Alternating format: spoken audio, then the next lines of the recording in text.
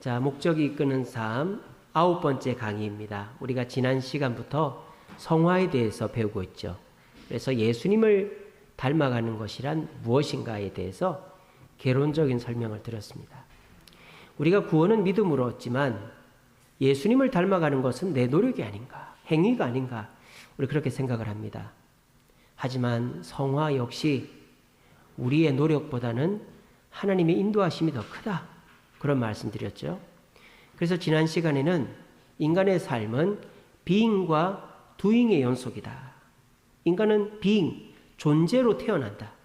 내가 누구 집에 아들로, 딸로 태어나고 싶어서 태어난 게 아니라 그렇게 태어나지게 된 거죠. 내 존재가 결정이 된 거죠. 내 선택이 아니라. 존재란 그런 것입니다. 그러면 인간은 살아가면서 내 존재가 뭔지를 발견해 나가는 것이죠. 그래서 내 존재가 어떠한가를 돌아보고 발견하는 사람일수록 자존감이 높아지고 삶의 여유가 생긴다. 근데 요즘 사람들은 뭐에 집중한다? doing에 집중한다. 행위에 집중한다. 물론 우리가 태어나서 행위를 하죠. 계속 열심히 배우고 익히고 노력하고 합니다. 그런데 행위에만 집중하면 우리 인생이 들쑥날쑥한다. 우리가 행위를 열심히 하면 교만해지고, 행위를 열심히 안 하면은 막 자존감이 낮아지고 엄청 뭐랄까요, 비참해진다 이 말이에요. 그러니까 우리는 끊임없이 존재와 행위를 번갈아 가면서 확인해 가면서 그렇게 균형 있게 살아가야 된다. 우리의 존재도 높이고 행위도 좀 더 효율적이게 할 수 있는 게 노잉이다 그랬죠. 노잉, 아는 것이다 그랬습니다. 우리가 알아가는 과정을 통해서 우리 존재도 깨닫게 되고 많이 배우고 알아야지만 우리가 행동을 해도 더 효과적이고 더 효율적이고 고부가적인 행동을 할 수 있다. 대학을 나오고 돈을 버는 거하고 공부를 안 하고 돈을 버는 거는 천지 차이지 않습니까? 그런 개념이다. 그래서 우리 인생은 being과 doing 사이에 knowing이 있는 그런 삼각관계가 우리 인생이다 그랬습니다. 우리 인생에 있는 being과 doing과 knowing 중에서 우리의 성화의 과정은 무엇인가? being의 과정이다 그랬죠. doing이 아니다. 성화는 내가 뭔가를 행동을 해서 예수님을 닮아가는 것보다도 내가 하나님의 자녀라는 것을 발견해 가는 being, 존재를 발견해 나아가는 과정이 성화다.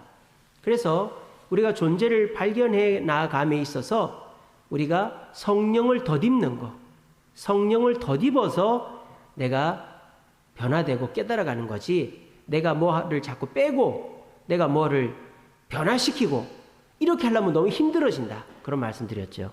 그래서 우리가 성령을 덧입는 과정이 성화의 과정이다, 그런 말씀 드렸습니다. 그래서 지난 시간에는 성화에 대한 오해를 풀어드렸습니다. 성화는 내 노력으로 이루는 것이 아니라 내 존재를 발견해 가는 것인데 성령을 통해서 발견하는 것이다. 그래서 오늘은 그 성화의 구체적인 방법에 대해서 배우고 이제 성화에 대해서 오늘 마칩니다. PPT로 넘겨주세요. 자, 성화에는 두 부분이 있어요. 뭐 지난 시간하고 연결이 됩니다만 성령께서 하는 부분이 있고 인간이 해야 될 부분이 있습니다. 그런데 우리는 이 성화에 대해서 착각하는 것이 인간이 해야 될 부분이 많다라고 생각합니다. 인간이 결정하고 노력하고 결과를 얻어낸다 생각해요. 성령은 그것을 위해서 뭐 하셔야 된다? 보조적으로 도와줘야 된다라고 생각을 하는 거예요. 그렇게 생각을 하면 우리의 성화는 어려워집니다. 왜? 내가 결정하고 내가 노력하고 내가 결과를 얻어야 되니까요. 그러니까 성화가 어려운 거죠. 성화에 있어서 인간의 노력이 없다고 말하지 않습니다. 하지만 인간의 노력은 성화의 한 30% 정도밖에 안 된다, 저는 그렇게 봅니다.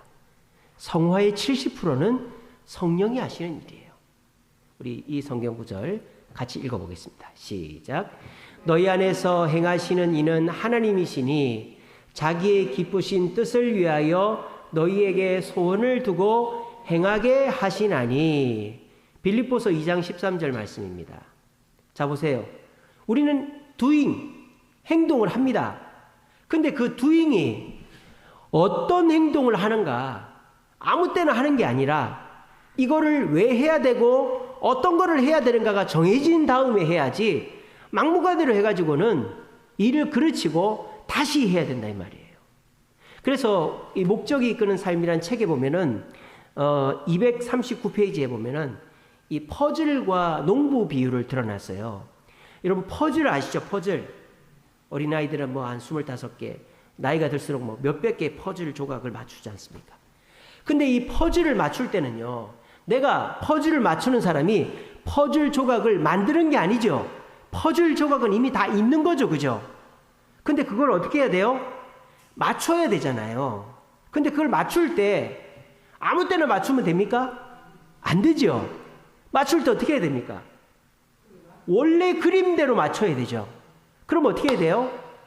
내가 원래 그림을 봤거나 아니면은 원래 그림을 본 사람이 옆에서 이거는 여기야, 이거는 저기야 라는 거를 가르쳐 줘야 되겠죠. 제가 지금 무슨 말을 하는지 알겠어요? 우리가 예수님을 닮아가는 것도 무조건 행동하면 안 된다라는 거예요. 그러면 이단되는 거죠. 그러면은 극단적으로 아주 그 문자적으로 성경을 해석해서 막 뭐 다미성교회 이런 것처럼 예수님 재림을 막 기다리는 그런 문자적인 그런 신앙인이 될 수도 있고, 아니면은 막 이거를 신비주의적으로 해석해서 막 직접 직통계시, 막 방언, 예언, 뭐 이런 거, 신유 이런 거 받아서 하겠다고 그렇게 되는 거예요. 내 판단으로 하면. 그러니까 우리가 예수님을 닮아가는 것도 내가 성경 읽고 내가 깨닫고 내가 결단하고 내가 행동해서 결과를 보는 게 아니라는 거예요. 성령이 행하게 하는 대로 해야 된다는 거예요. 내가 퍼즐 그림을, 원래 그림을 딱 머리에 기억을 해놓고 퍼즐을 맞춰야죠. 여러분 퍼즐 맞춰보신 분들 알겠지만 퍼즐 뒷판에 뭐가 있어요? 원래 그림이 있어요. 퍼즐 뒤를 보면 원래 그림이 있다고요. 그러면은 퍼즐을 맞추기 전에 먼저 그 그림을 자세히 봐야 돼요. 그리고 맞춰야죠. 근데 성질 급한 사람은 그것도 보지도 않고 냅다 맞추기 시작하면은 안 된단 말이에요. 중간에 그거를 볼 수가 없어요. 왜? 뒤집으면 다 깨지잖아요. 그러니까 퍼즐은요, 내가 미리 그림을 정확하게 숙지해놓고 계획을 세워놓고 맞춰가야 되는 거예요. 그것이 이 목적이 이끄는 삶 책에 나오는 퍼즐 비유예요. 또 농부 비유가 나옵니다. 농부들 보세요. 농부는 창조자가 아니죠. 농부는 개간하고 개발하는 사람이죠. 이미 땅은 있는 땅입니다. 물도 있는 물입니다. 씨앗도 있는 씨앗입니다. 햇볕도 있는 햇볕입니다. 그죠? 농부는 자기가 햇볕을 만들고 씨앗을 만들고 땅을 만들고 물을 만들지 않아요. 다 원래 있는 거란 말이에요. 근데 어떻게 해야 돼요? 그거를 그때 맞게 갖다 붙이고 뿌리고 배열하고 이렇게 막 다듬고 하는 게 농부의 일이다 이 말이에요. 근데 그거를 농부가 마음대로 하면 농사가 돼요, 안 돼요? 안 된다 이 말이에요. 사시와 일자와 연한이 있잖아요. 24절기가 있잖아요. 그래서 저 잉카 제국에서는요, 누가 왕을 했는지 아세요? 계절의 변화, 파종의 시기, 그리고 추수의 시기를 아는 사람이 왕을 했다고 합니다. 왜? 그게 이 백성들이 먹고 사는 문제에 직접적인 연관이 있거든요. 그러니까 농부들은요, 내가 결정해서 농사를 짓는 게 아니고 농사를 지어본 경험이 있는 사람이나 농사를 짓는 매뉴얼대로 행해야만 농사가 되는 거예요. 아시겠죠? 성화도 그렇다 이 말입니다. 성화도 내가 하고 싶은 대로 하면 예수님을 닮아지는 게 아니다 이 말이에요. 성령이 저기서 행하게 하시는 이는 하나님 성령 하나님 말하거든요. 하나님이 행하게 하시는 대로 행동을 해야 우리가 예수님을 닮아간다라는 것입니다. 아시겠죠? 그래서 우리가 예수님을 닮아가는 것도 내가 성경 읽고 내가 모델로 삼고 내가 결심해서 내가 하겠다, 그렇게 해가지고 예수님을 닮아갈 수도 없고 이상한 괴물이 되어져 버릴 수도 있다라는 것입니다. 자, 그러면 우린 도대체 뭘 해야 된단 말이냐? 성령이 다 하는 거 아니냐? 성령이 가르쳐 주시고 행동하라고 하고 또 힘 주시면 하고 우리는 아무것도 안 하는 거냐? 인간이 해야 될 결정적인 요소들이 있습니다. 여기 한번 봅시다. 같이 읽어봅시다. 시작. 너희가 섬길 자를 오늘 택하라. 오직 나와 내 집은 여호와를 섬기겠노라. 이게 뭐예요? 여호수아의 고백이죠. 여호수아가 이제 은퇴할 때 이스라엘 백성들에게 한 말입니다. 너희는 섬길 자를 택해라. 나와 내 집은 나뿐만 아니라 내 자식들도 하나님만 섬기겠다라고 여호수아가 고백하고 은퇴를 했어요. 물론 이게 성령과 직접적으로 연관되는 구절은 아닙니다만 저는 이것이 성화에 있어서 우리 인간이 해야 될 몫이라고 생각해요. 뭐냐? 결단이죠, 결단. 자, 성령은 말할 수 없는 탄식으로 우리를 대한다 그랬어요. 이렇게 해, 저렇게 해, 명령하는 분이 아니라고요. 성령은 우리에게 요청하시는 분이지 요구하는 분이 아닙니다. 이렇게 해볼래라고 하시지 이렇게 해라고 하지 않는단 말이에요. 그러면 결정은 누가 해야 되는 거예요? 내가 해야 되는 거예요. 성령의 음성을 먼저 듣고 내 마음대로 결정하는 게 아니고 성령의 음성을 먼저 듣고 내가 결정을 해야 되는 거죠. 내가 결정하는 것은 내 몫입니다. 내가 해야 되는 겁니다.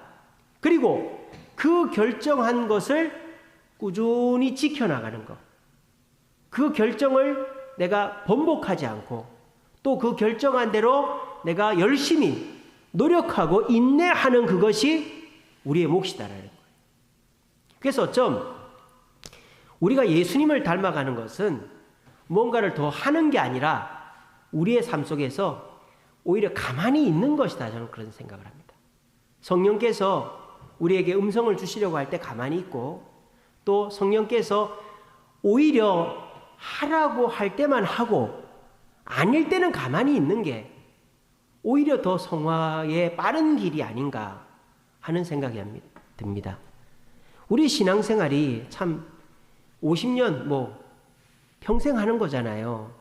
그런데 열심히는 하는데 예수님을 닮아가기는커녕 내가 더 힘들고 더 불편한 거예요. 교회를 나오면 나올수록. 그게 왜 그럴까요? 열심히 하는데 왜 그럴까요? 주님이 시키는 일을 안 하고 엉뚱한 일을 하기 때문이죠. 그럴 바에야 차라리 그냥 좀 가만히 있는 거죠. 가만히 있다가 주님의 음성을 듣고 그것이 주님의 음성이다라는 확신이 들면 내가 결심을 딱 하는 거죠. 그래, 이게 주님의 음성이 확실하다. 주님이 지금 나한테 이렇게 하라고 하시는구나. 그러면 어떻게 됩니까? 그거를 변함없이 꾸준히 그거 하나만 하는 거예요. 그러면 우리가 예수님을 닮아가는 것입니다. 세상 이치도 그렇지 않습니까? 이것 조금 저것 조금 이러다 보면 아무것도 못해요. 그렇지만 내가 뭔가 하나를 딱 정해놓고 이것이 옳다 싶으면 꾸준히 그 일만 하는 사람이 결과적으로 인생이 그렇게 힘들지 않고 또 열매가 쌓이는 인생을 살게 되지 않습니까? 그래서 성화에 있어서 우리가 해야 될 부분은 결단입니다. 왜? 성령은 우리에게 요구하는 분이 아니라 요청하는 분이기 때문에 그 성령의 요청을 듣고 거기에 동의를 해야만 성령은 우리 가운데 행하게 하시거든요. 그러니까 우리는 성령의 요청 앞에 동의를 해야 된다. 그게 우리 해야 될 일이고, 두 번째는 우리가 하는 일을 돌이키지 말고 포기하지 말고 그걸 꾸준히 지켜나가는 것. 나와 내 집은, 그러니까 나뿐만 아니라 내 자녀들도 하나님을 섬기게 하겠다고 여호수아 고백한 것처럼 내가 변함없이 그 길을 계속 가겠다. 그거는 내 선택이잖아요. 그것이 성화에 있어서 우리가 해야 될 몫이다. 저는 그렇게 생각합니다. 그래서 예수님을 닮아간다는 게 뭘까? 우리가 성형수술을 해야 되나? 내 인격을 개조해야 되나? 내가 어떤 목사가 돼야 되나? 내가 대통령이 돼야 되나? 학자가 돼야 되나? 우리가 예수님을 닮는다라는 것이 뭔가 뚜렷한 어떤 모델이나 뚜렷한 어떤 그 지향점이 없어요. 여러분, 예수님을 닮는다는 게 뭐라고 생각하세요? 뭐 예수님처럼 키가 크고 눈, 코, 입이 뭐 어떻게 생기고 그런 거라고 생각하세요? 아니잖아요. 뭐 제일 비슷한 것은 예수님의 인격을 닮아간다는데 그것도 예수님의 인격이 뭡니까? 뭐 남을 돕고 뭐 용서하고 사랑하고 뭐 그런 거라고 하지만 그것도 너무 방대하지 않습니까?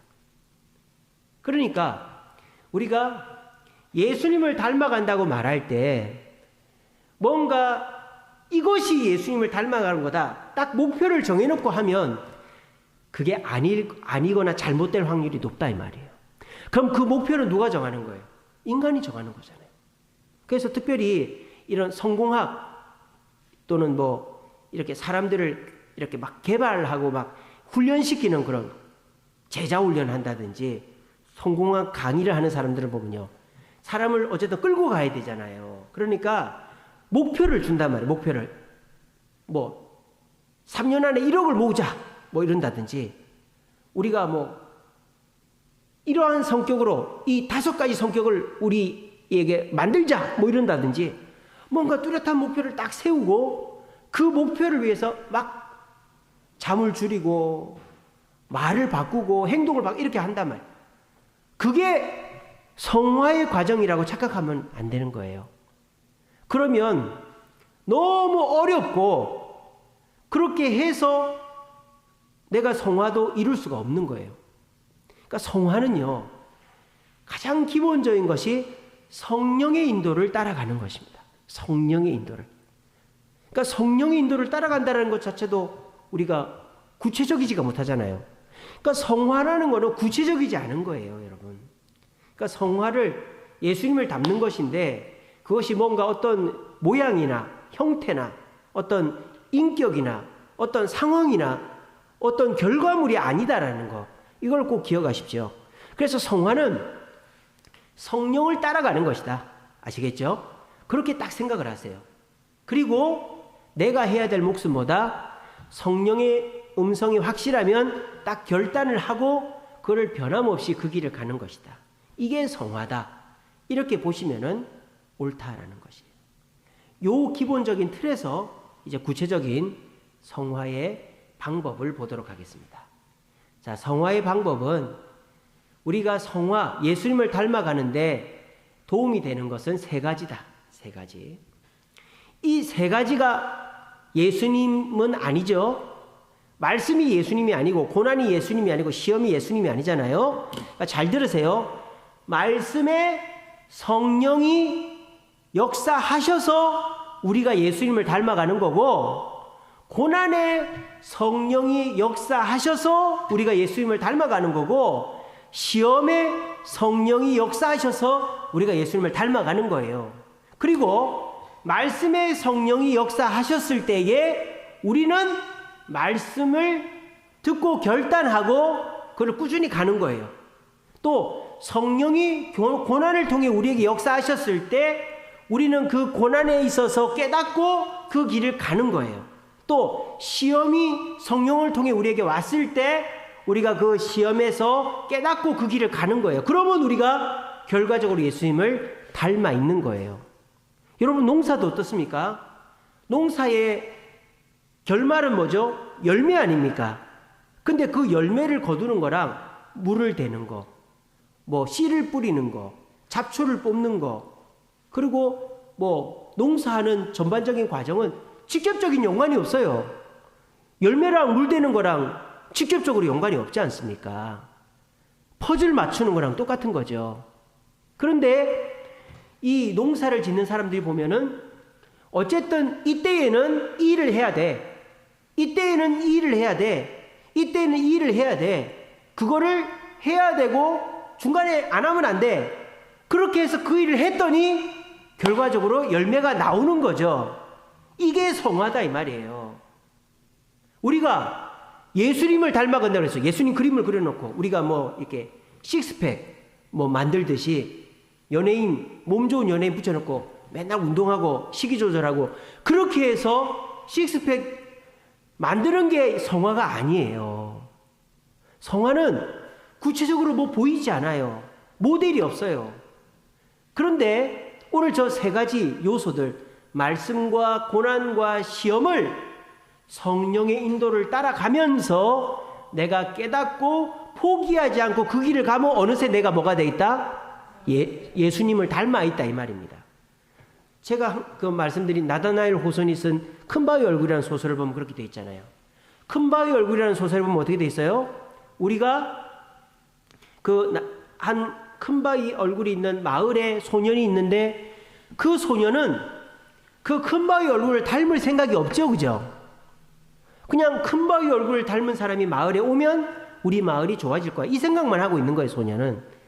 그런데 이 소년은 큰 바위 얼굴을 닮은 사람이 오면 좋겠다. 그러면서 이 마을이 행복했으면 좋겠다라는 마음을 항상 갖고 있었던 거예요.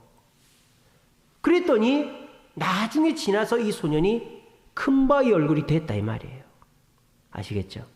이런 것처럼 예수님을 닮아가는 것은 뭔가 뚜렷한 목표를 정해놓고 그거에 우리를 맞추는 게 아니고 이 말씀이라는 거, 고난이라는 거, 시험이라는 이 세 가지 요소를 성령의 인도를 따라서 행하면서 내가 결단하고 내가 포기하지 않고 그 길을 가면 어느샌가 내가 예수님을 닮아 있게 된다는 거예요.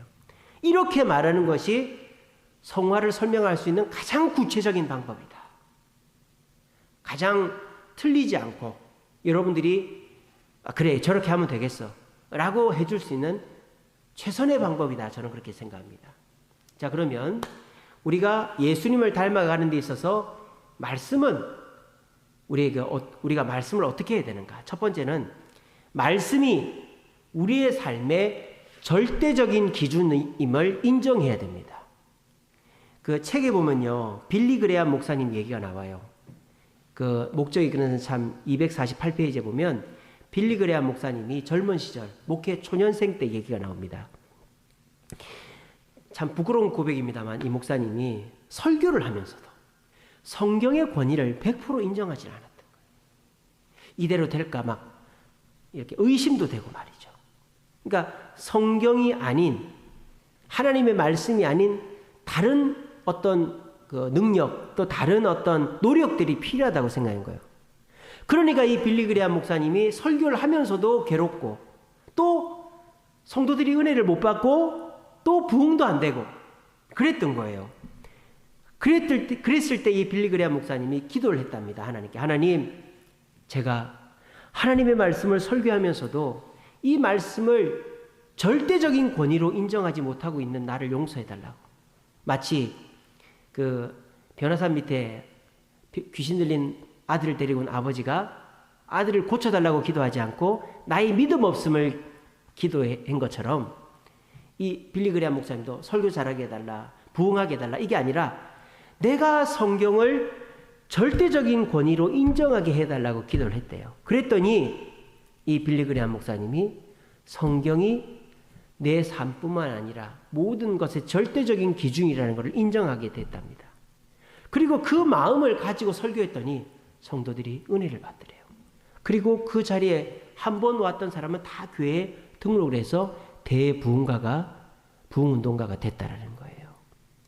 제가 미국 갔을 때 그 사이트 앤 사운드라는 뮤지컬 극장이 있습니다.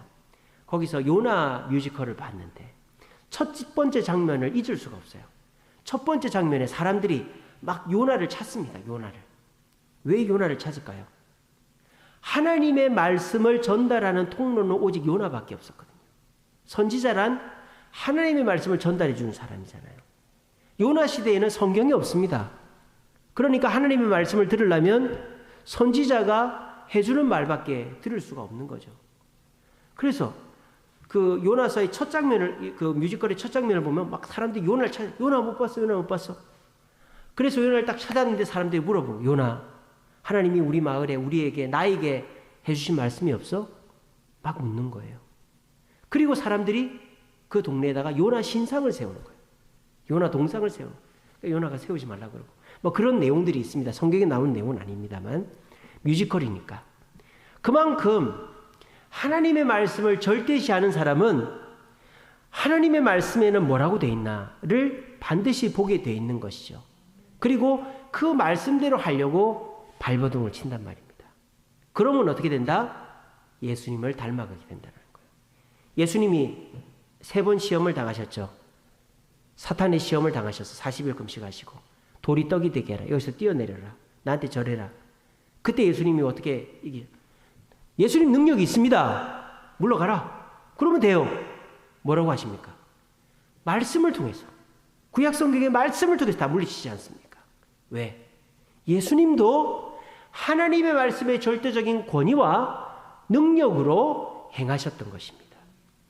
우리도 예수님을 닮아가려면 첫 번째로 중요한 것은 성경을 내 인생의 유일한 기준으로 생각하고 성경 말씀에서 이렇게 하라라고 하는 것은 세상이 두동강이라도 그렇게 해야 된다라는 마음을 딱 가질 때 그때 우리의 삶에 변화가 일어나는 것입니다. 그리고 두 번째로 우리가 성경을 통해서 성화의 과정을 이루는 것은 성경을 내 것으로 만들어야 돼요. 이 성경을. 우리가 이 성경을 내 것으로 만들어야 돼요. 성경에 보면 주의 말씀을 가까이 하라고 되어 있어요. 읽으라, 외워라, 공부해라 이렇게 되어 있지 않고 가까이 하라고 되어 있어요. 가까이. 그러니까 우리는 성경 말씀을 읽고 외우고 공부하는 그 모든 것이 가까이 하는 것에 포함이 되어 있는 것이죠. 그래서 우리가 이 성경 말씀을 가까이 하면서 읽고 공부하고 외워서 내 것으로 만들어야만 우리의 삶 속에 예수님을 닮아가는 변화가 일어나는 거예요. 여기에 시간이 많이 걸리겠죠. 우리 인생의 많은 부분들이 소요가 될 것입니다. 하지만 이것은 반드시 우리에게 좋은 일들을 일으켜줘요. 내가 막 사탄 마귀의 유혹을 받을 때 또는 내가 너무 힘들 때 하나님의 말씀이 생각이 나고 하나님의 성경 구절로 대적하게 되고 그러면 그 마귀를 이기고 그 상황을 이기게 되는 것입니다. 그래서 우리가 말씀을 통해 예수님을 닮아가는 두 번째는 성경을 가까이 해서 내 것으로 만들어내는 거예요. 세 번째는 뭡니까? 말씀을 적용하라는 것입니다. 이게 제일 어렵죠. 왜? 적용한다라는 것은 내 생각을 버리고 말씀대로 한다라는 거거든요. 그게 제일 어렵죠. 하지만 그렇게 해야 되는 거예요. 그렇게 할 때 내가 하나씩 하나씩 바뀌어가는 거죠. 우리가 뭔가를 배울 때 내가 알고 있는 것이 있지만 내가 배운 것대로 하지 않으면 나는 배우는 것이 아니죠. 변화되는 것이 아닌 것입니다. 그래서 우리가 말씀으로 예수님을 닮아간다는 것은 내 노력이 뭐가 되는 겁니까? 내가 결단해서 말씀에 나를 맞추는 것이죠. 그렇게 해서 내 생각을 버리고 말씀으로 내 생각을 채우고 그 말씀대로 쭉 가면 우리는 예수님을 닮아가게 된다는 것입니다. 그래서 우리가 예수님을 닮아감에 있어서 제일 중요한 것은 말씀이에요. 예수님을 믿게 된 사람은 말씀을 읽고 싶어 합니다. 말씀을 듣고 싶어 합니다. 왜? 궁금하거든요. 내가 믿는 예수님이 어떤 분일까? 내가 믿는 예수님은 나한테 뭐라고 말씀하시나? 내가 믿는 예수님은 이럴 때 어떻게 하셨을까? 그게 궁금해져요. 저도 고등학교 2학년 때 예수님을 인격적으로 만나고 제 돈으로 성경책을 사서 읽기 시작했습니다. 왜? 궁금하더라고요. 예수님은 어떻게 하실까? 세상은 어떻게 만들어졌을까?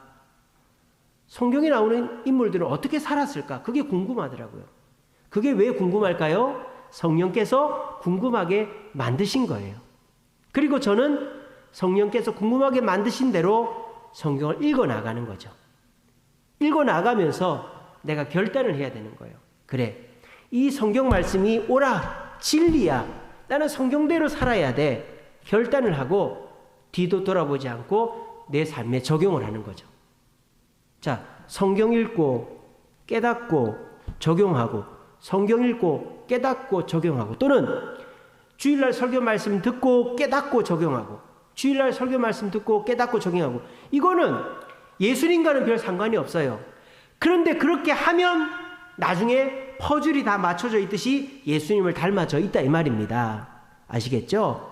그러니까 여러분들이 예수님을 닮다라는 것이 모델 사진 붙여놓고 저렇게 돼야지 이게 아니고 말씀을 읽거나 듣고 깨닫고 적용하고 깨닫고 적용하고 하는 과정 속에서 나중에 돌아보니까 내가 예수님을 닮아져 있네. 이렇게 된다 이 말이에요. 아시겠죠? 두 번째 예수님을 닮아가는 성화의 구체적인 방법은 고난입니다. 고난을 통해서 예수님을 닮아갈 수 있어요. 왜? 우리 예수님은 우리가 당하는 고난보다도 더 큰 고난을 당하셨기 때문입니다. 우리가 지난 시간에 제가 그 반전이 있는 삶 설교했잖아요. 예수님의 낮아지심. 예수님은 하나님이신데 평범한 인간으로 태어나시고 인간 중에서도 낮아지시고 낮아진 가운데 최악의 상황으로 죽으셨다 그랬죠. 이게 뭡니까? 예수님은 고난을 다 당하셨다 그랬어요. 근데 이사야서 말씀을 통해 제가 뭐라 했습니까? 그 고난은 누구를 위한 것이다? 누구를 위한 것이다? 우리를 위한 것이다. 예수님이 고난을 당하심으로 우리가 평화를 누리고 우리가 나음을 입었다라고 제가 설교를 지난 주일날 했었습니다. 그러니까 우리 예수님은요, 고난의 모범을 보이신 분이다. 그 이유는 우리도 고난을 당할 수밖에 없다. 왜? 1차적으로 우리는 아담의 죄를 안고 태어났고 이 세상은 마귀가 지배하고 있고 그래서 우리는 살아있는 한 고난을 피할 수가 없기 때문입니다. 우리 예수님도 고난을 당하신 것처럼요. 자, 그러면 우리가 이 고난을 잘 해결하면 되는 거예요. 그래서 우리가 고난을 해결해 나아가는 과정이 예수님을 닮아가는 과정이다. 뭐 예수님처럼 얼굴 뜯어고치고 몸 만들고 이게 아니고 고난을 해결해 나아가다 보면 예수님을 닮아가는 거예요. 비가 오면 논에 물 빼고 잡초 나면 잡초 빼고 또 뭐 속 가주고 이러다 보면 열매가 좋은 게 열리듯이 내가 고난이 오면 잘 이겨내고 고난이 오면 잘 이겨내고 이러다 보면 예수님을 닮아간다 이 말이에요. 아시겠죠? 그래서 우리가 고난이 왔을 때 어떻게 해야 되느냐? 그 첫 번째로는요. 그 고난을 성령의 시선으로 봐야 된다라는 것입니다. 코리텐 부음 여사라는 분이 계세요. 우리 그 목적이 이끄는 삶 책 262페이지에 보면 코리텐 부음 여사 얘기가 나옵니다. 이 코리텐 부음 여사는 유태인이에요. 그래서 나치 수용소에 갇혔어요. 근데 수용소에 있는 사람들이요, 절망하고 수용소에서 죽어나간 사람들이 부지기수인데 이 코리텐 부음 여사는 죽지 않았습니다. 그리고 오히려 나치들을 용서해 주었어요. 그런 아주 정말 보기 드문 그런 마음을 가진 분이에요. 그러니까 예수님을 닮은 분이죠. 코리텐 부음 여사가. 어떻게 해서 예수님을 닮게 되었느냐? 이분이 이런 얘기를 합니다. 사람의 눈으로 세상을 보면 절망한다. 왜? 눈앞에 보이는 게 수용소고 먹을 것도 없고 너무너무 힘든 환경이니까. 그런데 예수님의 눈으로 성령의 눈으로 바라보면 다르게 보인다. 그렇게 얘기했더라고요. 그래서 이 코리텐 부음 여사는 수용소에 있으면서도 예수님의 눈으로 세상을 보고 수용소를 보고 나를 보려고 노력을 했던 거예요. 이게 뭡니까?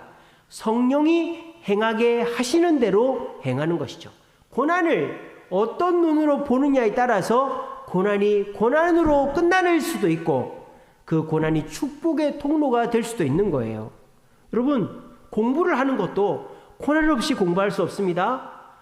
군대 가는 것도 고난이 없을 수가 없습니다. 일을 하는 것도 월급을 받는 것도 고난이 없을 수가 없어요. 근데 그 고난만 보는 사람은 중간에 포기하죠. 군대도 포기하고 공부도 포기하고 직장도 포기합니다. 하지만 월급을 보고 목표를 보는 사람은 고난을 이겨내는 거죠. 이런 것처럼 우리에게는 고난이 없을 수가 없단 말이에요. 근데 그 고난을 예수님을 바라보고 예수님의 시선으로 바라보면 이겨나갈 수가 있다라는 것입니다. 그리고 고난을 예수님의 시선으로 바라보게 되면 우리의 마음에 어떤 마음이 생기느냐? 감사가 생긴다 이 말입니다. 감사. 그래도 감사하다. 이런 마음이 생긴단 말이에요. 그런데요, 이런 분들이 계십니다. 목사님, 자식이 죽고 암병에 걸리고 사업이 망하는데 그래도 감사합니까? 저는 지금 모든 상황에 감사하라고 말씀드리는 것이 아닙니다. 암병이 걸렸다고 감사하고 그리고 자식이 죽었다고 감사하고 그리고 사업이 망했다고 감사하라는 게 그건 미친놈이죠. 사업이 망했는데 자식이 죽었는데 감사합니다. 자식이 죽은 것에 감사합니다. 이러는 사람은 어디 있어요? 그죠? 그건 아니잖아요. 그러면 제가 지금 말하는 게 뭡니까? 모든 상황에 감사라는 게 아니라 모든 상황에서 감사하라는 거예요. 말장난 같죠? 아닙니다. 모든 상황에 감사할 수는 없어요. 하지만 모든 상황에서도 감사할 수 있다라는 겁니다. 내가 암병이 걸린 상황에서도 감사할 수 있어요. 어떻게 하면 성령의 시선으로 보면 좋은 게 보인다 이 말이에요. 자식이 죽어나가도 감사할 수 있어요. 손양원 목사님처럼 자식이 죽은 것에 감사하는 게 아니에요. 자식이 죽었지만 미국보다 더 좋은 천국 가고, 자식은 죽었지만 자식을 죽인 그 공산당을 내 자식으로 다시 양자로 들이게 됐으니 감사하다. 상황 속에서 감사하는 거예요. 암병이 걸려도 감사할 수 있는 거죠. 암병에 감사하라는 게 아니고, 암병이 걸려도 그래도 내가 자식 다 키우고, 그래도 내가 뭐 할 거 다 하고, 그래도 내가 아직 죽을 날이 얼마 남지 않았고, 뭐 살 날이 좀 남아있고, 이렇게 그 상황에서도 감사할 수 있단 말입니다. 그거는 어떤 사람에게만 주어진다? 성령의 눈으로 보는 사람에게만 주어지는 것이다 라는 겁니다. 그래서 제가 성화는 70이 성령의 일이다, 그렇게 말씀을 드린 거예요.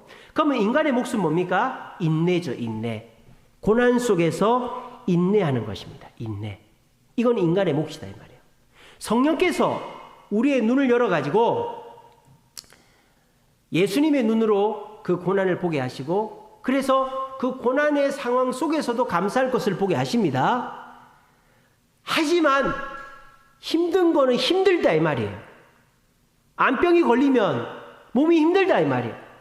자식이 죽으면 마음이 힘들다 이 말이에요. 사업이 실패하면 상황이 힘들단 말이에요. 그거는 어쩔 수가 없는 거예요. 그럴 때 어떻게 해야 된다? 인내해야 된다. 그건 내 몫이다 이 말이에요. 근데 여기서 중요한 건 뭔지 아세요? 제일 안 좋은 상황이 뭐예요? 포기하는 거예요. 내가 뭔가를 결정을 했을 때 그 길을 계속 가야지, 중간에 돌아서면요, 안 하는 이만 못한 거예요. 그런 말이 있습니다. 할까 말까 망설이는 일이 있다. 그럼 그 일은 하는 게 좋다, 그 말이 있습니다. 여러분들도요, 이 사람한테 사과를 할까 말까, 이 일을 할까 말까, 이걸 먹을까 말까, 그런 마음이 들 때는 그냥 하는 게 좋습니다. 왜? 그러면 최소한 후회는 안 하거든요. 정작 그걸 먹어서 또는 그 사람을 만나서 그 일을 해서 문제가 생길 수도 있죠. 그렇지만 안 해서 후회하는 것보다는 낫다 이 말입니다. 왜? 문제가 안 생길 수도 있으니까. 그래서 제가 또 반복합니다.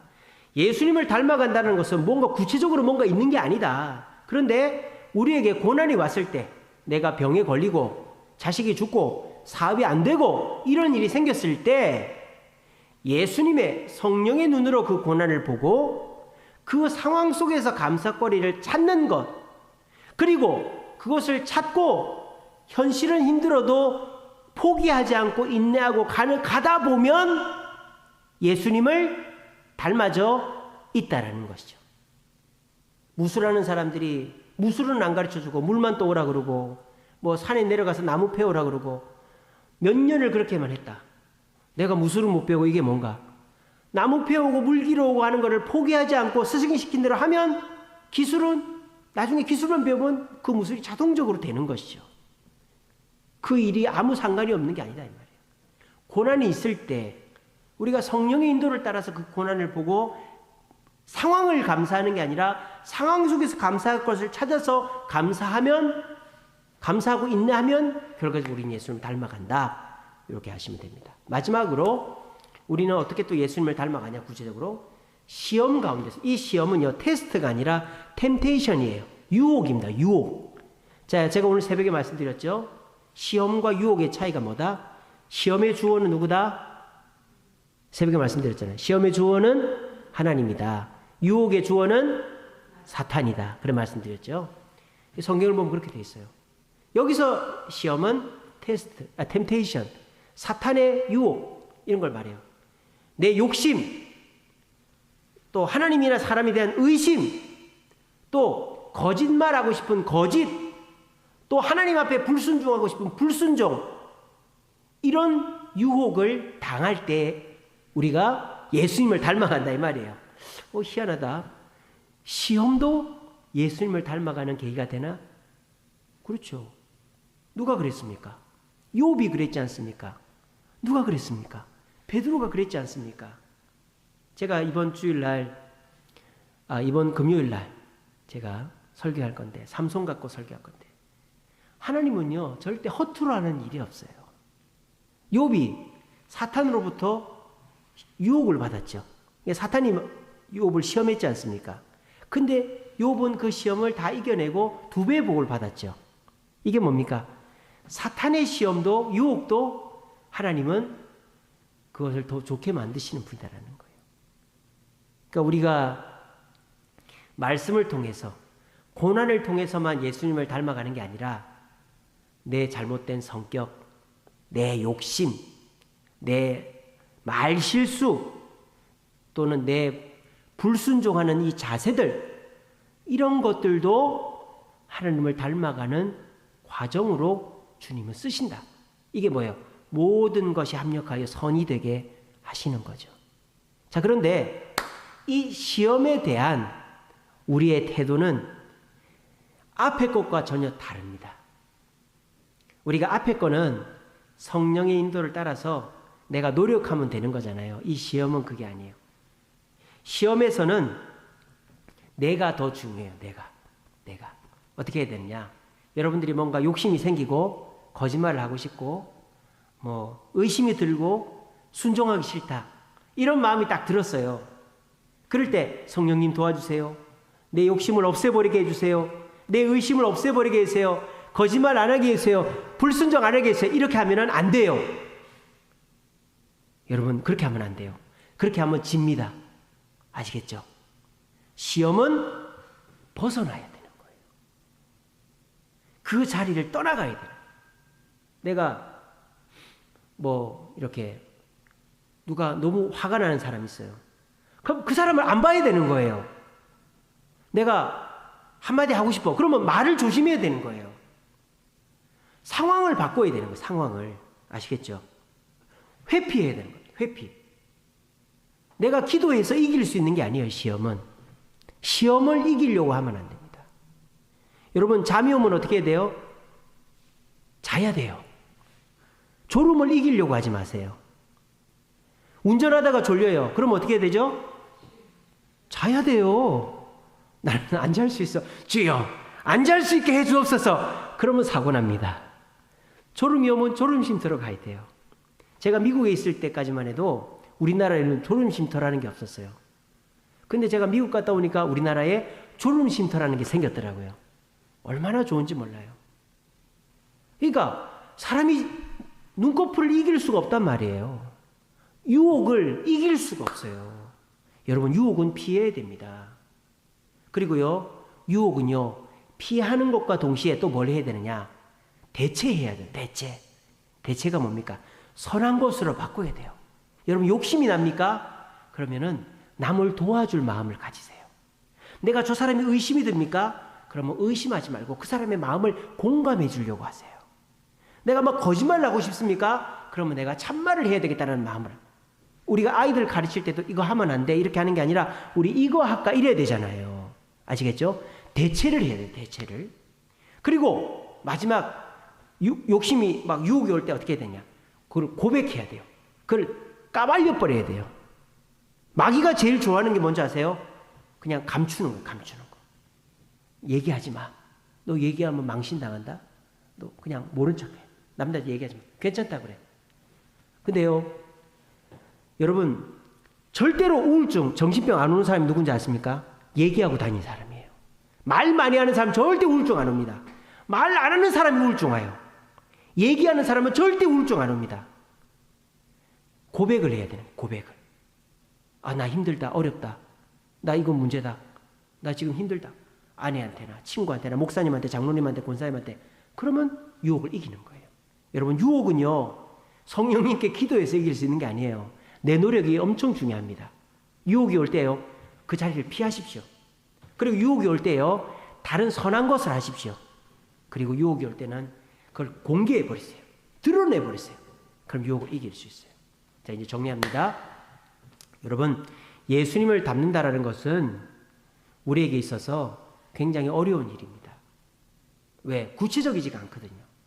그렇지만 내가 하기는 어렵지만 성령이 하시면 쉽습니다. 여러분, 신앙생활 어려운 거 아니에요? 우리가 믿는 게 쉽습니까? 어렵습니까? 쉽습니다. 내가 믿으려고 하면 어렵죠. 성령이 믿게 해주시면 쉬운 거예요. 신앙생활 어려운 게 아닙니다.